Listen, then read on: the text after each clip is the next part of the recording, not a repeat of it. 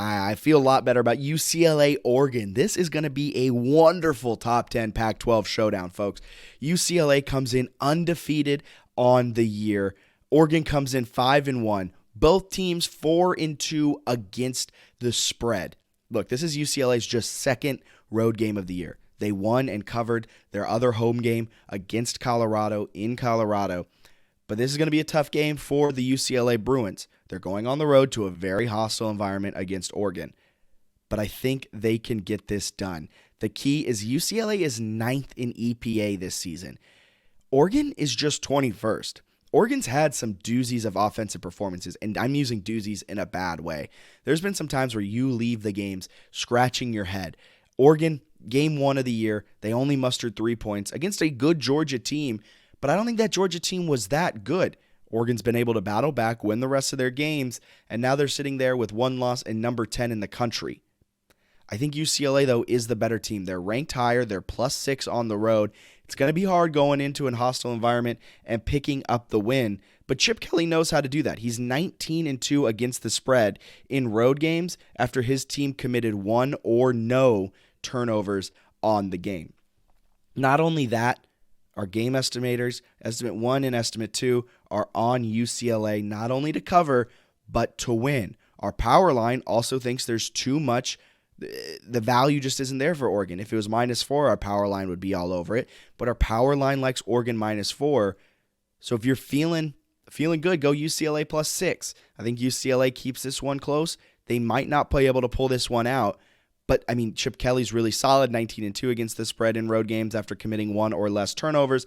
Oregon also struggles against teams that complete 62% of their passes, and that's UCLA for you. UCLA has a Heisman frontrunner. UCLA's looking really solid. Oregon's 2-7 against the spread the last 2 seasons against teams that have a 62% or better completion percentage. And like I said, UCLA is much better in terms of being an efficient offense, being an overall efficient team than Oregon. UCLA's 9th in EPA. Oregon's 21st. I don't see a scenario that this isn't a close game. Oregon might be able to pull this one out, but I don't see a scenario where Oregon runs away and wins it by 7 points or more. Look, 56% of the public is on Oregon here. Oregon's number 10, -6. This feels like a fishy line, right? It opened at Oregon -6. It really hasn't changed much. At one point, it got down to Oregon. I got up to Oregon -6.5, but it's really just hovered around Oregon -6.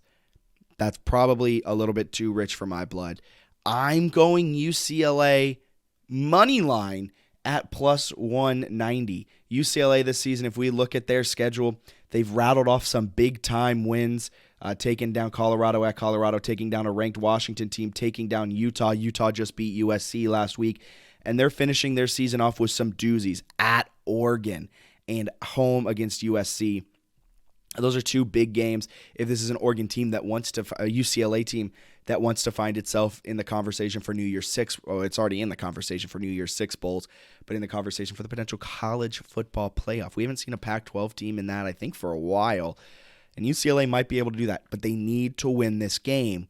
It's going to be tough going on the road in a hostile environment, but with this team that, 6-0 straight up, 4-2 against the spread, I mean, they score 21 points per half in the first half, over 500 yards of total offense. They complete a very high percentage of their passes at 74%. This is a good team. UCLA is the better team.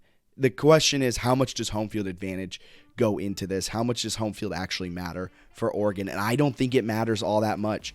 UCLA, they haven't been road tested this year, but if they want to be in a New Year's 6, if they want to find themselves, more importantly, in the college football playoff, this is a must-win. Give me UCLA.